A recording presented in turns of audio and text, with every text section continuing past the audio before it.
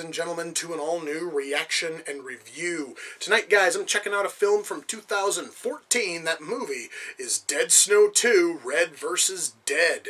Now, a couple of years ago, I covered the first Dead Snow, and I remember the movie being amazing. It was a fun, witty zombie comedy. It was actually one of the best zombie comedies I'd seen, not counting like the grand kings of the genre, those being Shaun of the Dead and Evil Dead 2. This thing, or rather the first film, was awesome. And when I heard that they had made a sequel, my God, I was psyched. And now I finally have my chance to watch it. I have no idea if this thing's going to be as good as the first one.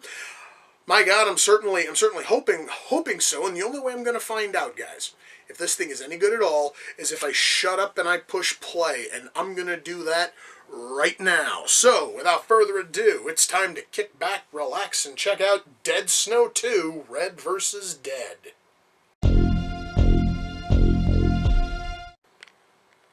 Did that surgeon just say that he reattached Martin's zombie-infected... Yes, he did. Well, I wasn't quite expecting that. So... Well, wait, but if he surgically reattached the arm that was bitten by the zombie in the first film, why hasn't Martin already turned into a zombie? I thought they kind of established, like, bite turns you in the first film. Perhaps I could be totally fucking wrong. Kind of hoping that they, try to, I'm kind of hoping that they try to explain this. Okay, that's really cool. So you aren't turned by a bite. You're turned by touch. You have to be touched by. I'm going to assume it's only the SS, commander amongst this Nazi zombie troop. But if he kills you and touches you, that is when you turn. That's fucking awesome, dude. That honestly is a really cool turn on the whole zombie fucking mythos thing. I'm really digging that. So now that they have their gold, the Nazi zombies are going to carry out the mission that Hitler sent them on back in the... Wow.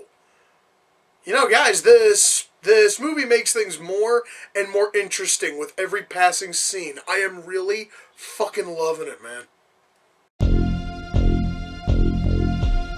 So the Star Wars nerd has replica Star Wars binoculars. For the love of God. I kind of sort of thought that she was irritating at first. The fact that her character wasted money on something that homely and kind of stupid. Just, I'm hating her more and more. I want the zombies to kill this stupid Star Wars nerd. I really fucking do. And since they have a tank, it'll hopefully be gruesome and really fun. Okay, I totally understand that they need traction to get their car unstuck, and that they had a zombie that they could put in it. Why did they put the zombie in crotch first? That looks particularly painful. I don't care if it's a zombie. Still, fucker probably felt something. Oh yeah, and Martin can just bring him back anyway. So now we have a zombie with crushed undead fucking gonads and a tire tread across its torso. That's sort of cool. Well, guys, I can totally say this much. This final act, fucking amazing, man. It has been non-stop action from the moment everybody showed up in this fucking town. And I'm absolutely loving every fucking second of it. It actually does kind of suck that this fucking movie's only got about another 10 minutes to it. I would love to see it go fucking longer. Well, guys, that was Dead Snow 2, Red vs. Dead. Let me shut that off. And, yeah, was not expecting the movie to end on necrophilia. I'm not going to go into details. No, I really don't want to go into details. Just, it ends on necrophilia. Let's just leave it at that. And, wow, that was, interesting way to go out. Anyway, let's talk about the movie itself. I've seen a lot of zombie comedies in my lifetime, guys. There's a very small list of them that I absolutely love, that I rank higher than any other film. And those are Shaun of the Dead, Evil Dead 2, Dead Alive, Fido, and Dead and Breakfast. Those five are like the top five for me. Dead Snow 2 here may very well have surpassed almost all of them. It's kind of hard to really top Shaun of the Dead, but it certainly tops the other four. That's saying a lot. The writing here. Oh my god, the writing. You know, guys, one thing I love about comedies, at least well-written comedies, is the biting, sharp wit. And holy shit, does this movie ever have wit and humor in spades. It is amazing. I loved every joke that this movie hit. And there are moments where I had to pause the movie. I was laughing so fucking hard. So, yeah. The humor here is perfect. And when you're doing a comedy, you want humor that totally works. You want your humor to work, and with a zombie comedy, the humor has to be balanced by the horror of us having zombies. And everything that's done here with the zombies that is supposed to be done in a more like terrifying fashion, or may have a little bit of horror mixed with some comedy. All of that is great. All of that is done very, very well. They were able to balance horror and comedy here perfectly in the scenes involving the zombies. So yeah, that is just fantastic. Our story, you know, I was kind of curious how in the hell you were going to sequelize this movie, because I mean, how you were going to sequelize Dead, Snow, because Dead Snow ended with our main character Martin driving off and finding out that one of the Nazi coins was in the fucking car, because that is why the zombies came up. That honestly is why the zombies rose, because they were fucking with their friggin' treasure. They were screwing with the Nazi gold, so the Nazis had to essentially wreck shit. And he thought he had given everything back. There was like one coin left. He actually tosses the coin out. He actually tosses the coin out of his car within the first 10 minutes of the movie or so. And at that point, you kind of wonder, why the hell are they continuing? Apparently, the main zombie, it was Colonel Herzog. He sees a semi truck that happens to mention a town on it. And it was the town that he and his unit were supposed to take out by direct order of Adolf Hitler. So now they have the motivation, and that is what they are doing, which is a really cool thing. Martin, who sawed off his arm in the first film because he was bitten, and naturally you think, you are bitten, you turn. When he is found by the cops, they found his arm over by the slaughter, site of the first film, and they surgically reattached his arm. The thing about that is that now the arm that he cut off now has super strength, now has a mind of its own, and if he touches the face of someone who has died, they turn into his zombie minion. Also, apparently, if he has to raise a whole group of them, the arm becomes even more superpowered, and he can just punch the fucking ground and cause tons of zombies to come up. That was probably the coolest scene in the entire goddamn movie. I'm going to tell you right now, is when he raises the Russian army, the army of Russian corpses, by just punching the fucking ground, and the ground lights up. It looked awesome, but there is more lighting and special effects and shit. Our writing here, guys, it is really strong, and you are going to love every moment of this movie. I absolutely loved it. I loved everything about this thing in terms of story, in terms of characters. There was one character I did not like. I believe her name was Monica.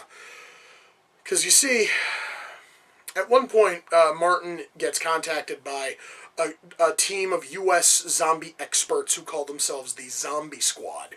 Zombie Squad are really just three fucking nerds who just happen to really love zombies. Monica loves zombies. She also loves Star Wars. And she comes off as like one of the biggest poser Star Wars fans out there. Like one of those ones that is just absolutely insufferable.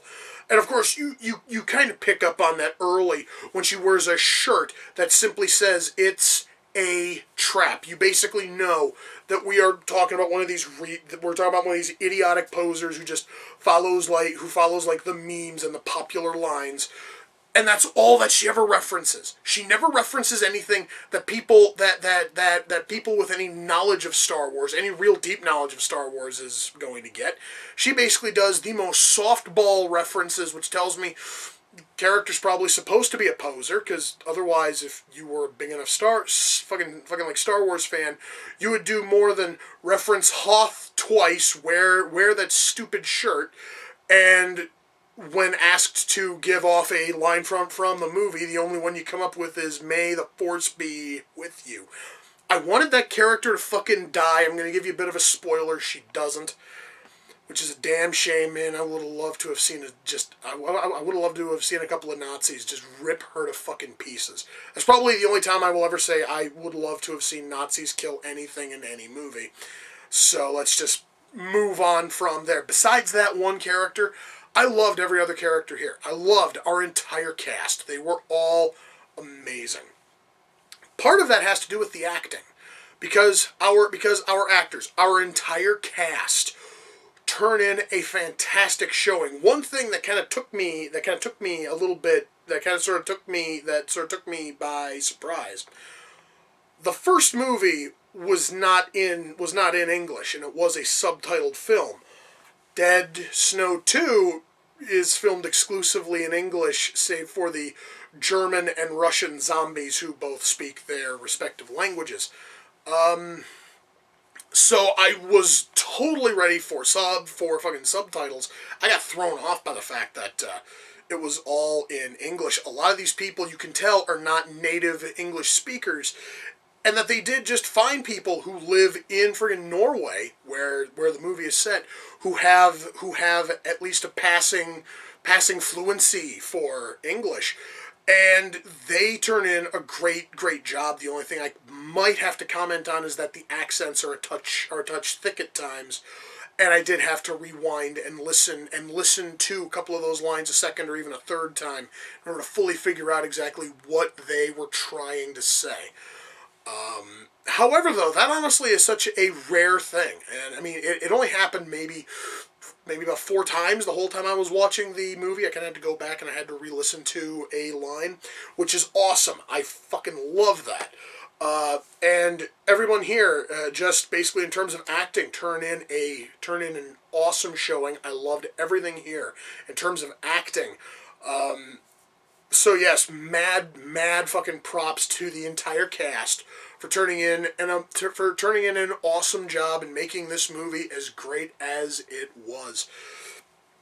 Special effects. I totally understand, guys, that one thing I've commented on quite often, one thing I've always stated I cannot stand, is CG blood. And I'm going to tell you right now, this movie's has got quite a bit of CG blood, but I'm going to tell you right now, it's actually done well. And it's not as noticeable compared to the practical blood that was used on set. Essentially any time that someone is stabbed and the weapon goes all the way through the body, you will see a little bit of CG splatter out as the weapon's coming out the other side. Or if somebody is getting slashed with, say, like a fucking axe, you will see some digital blood fly up.